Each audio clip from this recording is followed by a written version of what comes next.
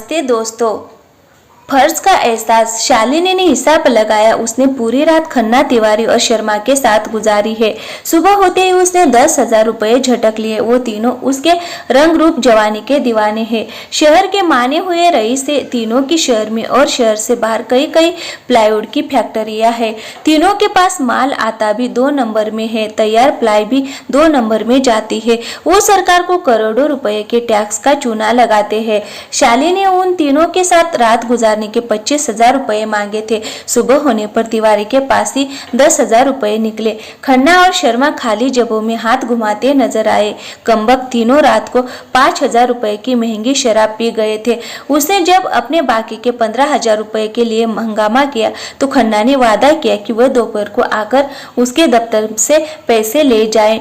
सुबह के 10 बजने को तो शालिनी ने पहले तो सस्ते से होटल पर ही पेट भरकर नाश्ता किया। कमरे पर जाना उसने मुनासिब नहीं समझा। सोचा कि अगर कमरे पर गई तो चारपाई पर लेटते ही नींद आ जाएगी। फिर तो बस्ती के कमरे से इंडस्ट्रियल एरिया आने का मन नहीं करेगा।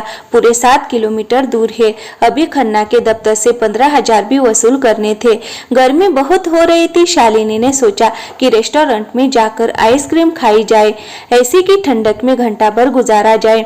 इतने में दोपहर हो जाएगी। फिर वह अपने रुपए लेकर ही कमरे पर जाकर आराम करेगी। रेस्टोरेंट में अगर कोई चाहने वाला मिल गया तो खाना भी मुफ्त में हो जाएगा।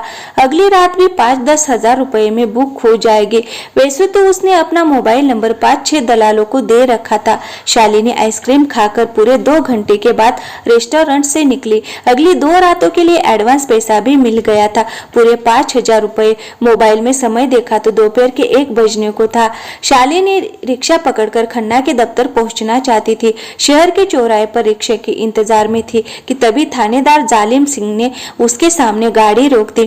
थानेदार जालिम सिंह को देखकर शालिनी निगाहें घुमा ली, मानो उसने पुलिस की गाड़ी को देखा ही न हो। वह जालिम सिंह को अच्छी तरह जानती थी। अपने नाम जैसा ही उसका बर्ताव था। रात में मजे लूटने को तो बुला लेगा, पर सुबह जाते समय 50 रुपए का नोट तक नहीं निकालता। उल्टा दारू भी पल्ले से पिलानी पड़ती है। बेवजह अपना जिस्म कौन तुड़वाए।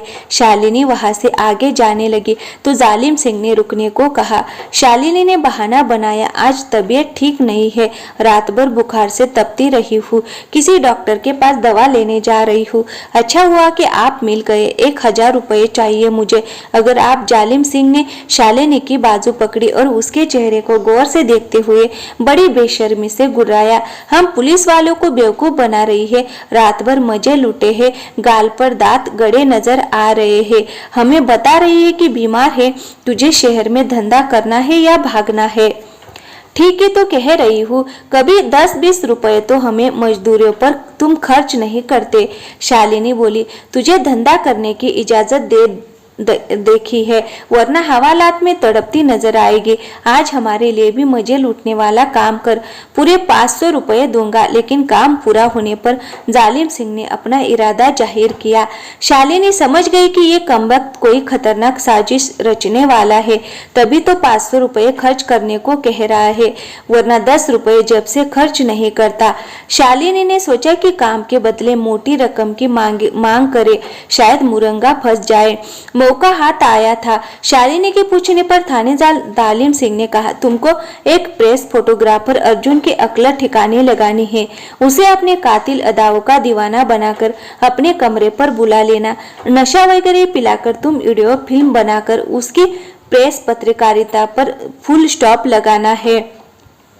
अर्जुन ने ऐसा क्या कर दिया जो आप इतना भाव खा रहे हैं? शालिनी ने शरारत भरी अदा से जालिम सिंह की आंखों में झांकते हुए पूछा। शालिनी के चाहने वाले ने बताया करते हैं कि उसकी बिल्लोरी आंखों में जादू है, जिसे भी गहरी नजरों से देखती है चारों खाने चित हो जाता है। जालिम सिंह भी उसके असर में आ गया था। अरे रात को अग्रेसन चौक पर नाका लगा रखा था। 2 नंबर वाली गाड़ियों से थोड़ा माल पानी बना रहे थे। बस पता नहीं अर्जुन को कैसे भनक लग गई, उसने हमारी वीडियो फिल्म बना ली। कहता है कि पहले मुख्यमंत्री को दिखाऊंगा, फिर टेलीविजन चैनल पर और अखबार में खबर देगा। हमें सस्पेंड कराने का उसने पूरा इंतजाम कर रखा है। एक बार उसे नंगा करो, फिर मैं उसे कहीं का नहीं छोड़ूंगा। पहले तो तुम मुझे अपनी गाड़ी में बिठाकर खन्ना के दफ्तर ले चलो, कुछ हिसाब करना है, उसके बाद तुम्हारे काम को करूंगी। अभी मेरा दिमाग काम नहीं कर रहा है। शालिनी ने मोबाइल फोन पर समय देखते हुए अपनी बात कही। इधर अपना समय खराब चल रहा है और तेरे भाव ऊपर आ गए हैं। आ बैठ गाड़ी में, झुंझलाते हुए जालिम सिंह बोला। वह शालिनी को खन्ना के दफ्तर ले गया। वहां से उसने रुपए लिए। अब वो दोनों कमानी चौक पर आ गए। तुम अर्जुन को जानती हो ना? जालिम सिंह ने पूछा। हाँ, वही प्रेस फोटोग्राफर जिसने पिछले महीने पुलिस चौकी में हुए बलात्कार की वीडियो फिल्म चैनल पर दिखाकर तहलका मचा दिया था। शालिनी ने मुस्कुराते हुए उसके कारनामे का बखान किया तो जालिम सिंह भी भद्दी सी गाली बकते हुए गुर्राया। तू पहले उसे अपने जाल में फंसा, फिर तो उसकी जिंदगी जेल में कटेगी। इस काम में मैं पूरे 50,000 रुपए लूंगी और 10,000 रुपए एडवांस। शालिनी ने अपनी मांग रखी तो जालिम सिंह उछल पड़ा। अरे कुछ तो लिहाज कर, तू हमें जानती नहीं, लिहाज करके ही तो 50,000 रुपए मांगे हैं। इस काम का मेहनताना तो 1 लाख रुपए है। शालिनी भी बेशर्मी से सौदेबाजी पर उतर आई। मजाक मत कर शालिनी, एक काम 5,000 रुपए का है, ये संभाल 1,000 रुपए, 10,000 पहले लूंगी, 40 बाद में नगद, वरना तुम्हारी सारी मेहनत पर पानी फेर दूंगी। अगर रुपए नहीं दोगे तो मैं अर्जुन को तुम्हारे साजिश के बारे में बता सकती हूँ। शालिनी ने शातिराना अंदाज में थानेदार जालिम सिंह को खूब ज्यादा कर दिया। थानेदार ने 10,000 रुपए शालिनी को दिए और चेतावनी भी दी कि अगर उसका काम नहीं हुआ तो उसकी फिल्म खत्म हुई समझे। इसके बाद थानेदार जालिम सिंह शालिनी को गाड़ी से उतारकर चलता बना। शालिनी अपने पर्स में पूरे 25,000 रुपए संभाले हुए थी। उसके 15 साल के बेटे ने मोटरसाइकिल लेने की जिद पकड़ रखी थी। 2-4 दिन में वह बेटे को मोटरसाइकिल लेकर देगी। शालिनी गांव की रहने वाली थी, लेकिन उसका रहन सहन, पहनावा वगैरह रईस अमीर औरतों जैसा था। उसकी शादी गांव के मजदूर आदमी से हुई थी। पति उसे जरा भी पसंद नहीं था। उसकी बेरुखी के चलते पति मेहनत मजदूरी करके जो कमाता उस रुपए की शराब पी जाता था। शालिनी देह धंधा करके अमीर बनना चाहती थी। बेटा आवारा हो गया था, स्कूल नहीं जाता था, सारा दिन आवारा लड़कों के साथ नशा करता रहता था। वो छोटे मोटे अपराध भी करने लगा था। बाप शराबी और माँ बदचलन हो तो बेटे का भविष्य इससे बढ़कर क्या हो सकता है। शालिनी अपने बिगड़ते परिवार से बेखबर पर आए मर्दों की रातें रंगीन कर रही थी। अभी शालिनी का कमरा 4 किलोमीटर दूर था। सामने पेड़ की छांव में एक रिक्शे वाला सीट पर बैठा रुपए गिन रहा था। उसके हाथों में नोट देखकर शालिनी की आंखों में चमक आ गई। शालिनी ने अपने पहने कैसे ब्लाउज का ऊपर वाला हुक खोला और उसके सामने आकर खड़ी हुई। रिक्शे वाला भी शालिनी की उम्र का था। उसकी कामुक निगाहों भी उसके उभारों पर ठहर गई। उसका दिल धड़क रहा था। अपने रुपए पर्स में रखे और पर्स को पतलून के पीछे वाली जेब में लापरवाही से ठूस दिया। उसने शालिनी को रोमांटिक नजरों से देखते हुए पूछा, मैडम आपको कहाँ चलना है? मोती चौक चलना है। कितने रुपए लोगे? जो मर्जी दे देना, मुझे भी उसी तरफ जाना है, मेरा कमरा भी उसी तरफ है, अकेले रहती हूँ।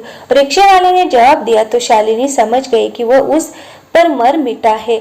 वह रिक्शे पर बैठ गई और रिक्शे वाले से मीठी मीठी बातें करने लगी।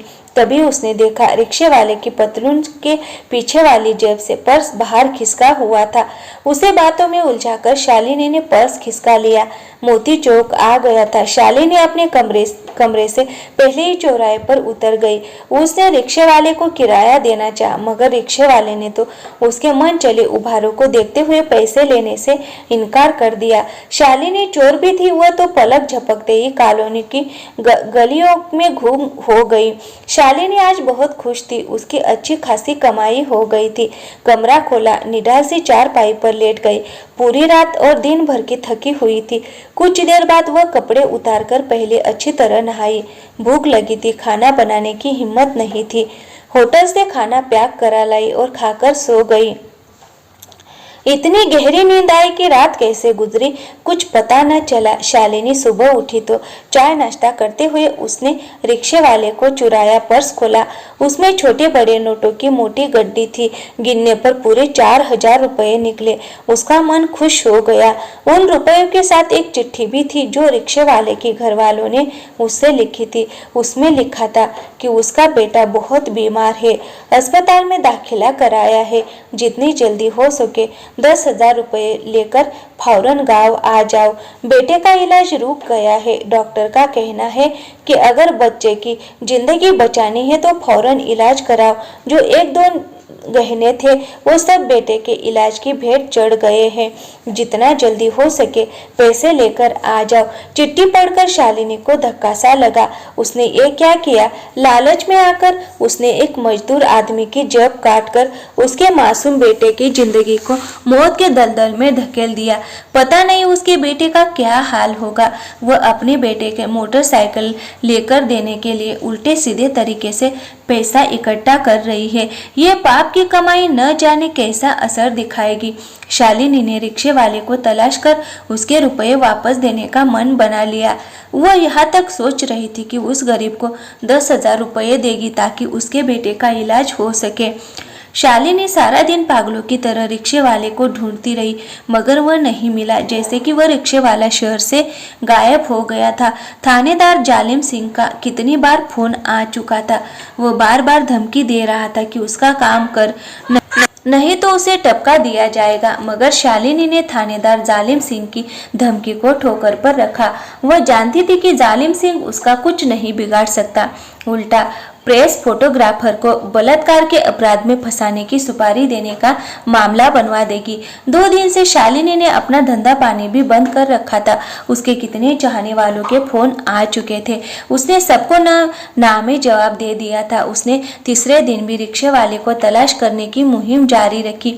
उस दिन उसने अखबार में खबर पड़ी कि थानेदार जालिम सिंह को 2 नंबर का सामान लाने वाली गाड़ियों से वसूली करने के आरोप में सस्पेंड कर दिया गया। अखबार में पत्रकार अर्जुन की खोजी पत्रकारिता की तारीफ हो रही थी। अभी शालिनी अखबार में छपी ये खबर पढ़ ही रही थी कि तभी उसकी नजर सड़क पर आते हुए उसी रिक्शे वाले पर पड़ी। वह लपक कर आगे बढ़ी और उसका रिक्शा रुकवा कर बोली, अरे रिक्शे वाले, मुझे माफ करना। मैंने 3 दिन पहले तेरा पर्स चुराया था। उसमें तेरे 4000 रुपये थे। अपनी गलती मानते हुए मैं तुम्हें 10,000 रुपये वापस दे रही हूँ। फौरन जाओ और अपने बेटे का इलाज कराओ। रिक्शा वाला खामोशी से उसकी तरफ देखता रहा। जबान से कुछ नहीं बोला। शायद उसकी आंखों से बहते आंसुओं ने समूची कहानी बता दी थी, मगर शालिनी अभी तक सच्चाई समझ नहीं पाई। पर वह उसकी खामोशी से सहम गई थी। देखो भैया, पुलिस में शिकायत मत करना। तुम्हारे रुपए में ज्यादा करके दे रही हूँ। अपने बेटे का किसी बड़े अस्पताल में इलाज कराना। शालिनी ने 10,000 रुपये उसके सामने कर दिए। अब रुपये लेकर क्या करूँगा मैडम? मेरा बेटा तो इलाज की कमी में मर गया। उसके गम में पत्नी भी जल बसी। अब तुम इतनी मेहरबानी करो कि किसी गरीब की जेब मत काटना, वरना किसी का मासूम बेटा फिर मरेगा, भर्राई आवाज में रिक्शे वाले ने कहा और रुपये लिए बिना ही आगे बढ़ गया। अब शालिनी को अपनी बुरी आदतों पर भारी पछतावा हो रहा था। ये थी आज की कहानी। आपको कैसी लगी दोस्तों? कमेंट में जरूर बताएं और हमारे चैनल को सब्सक्राइब जरूर करें। थैंक यू, धन्यवाद।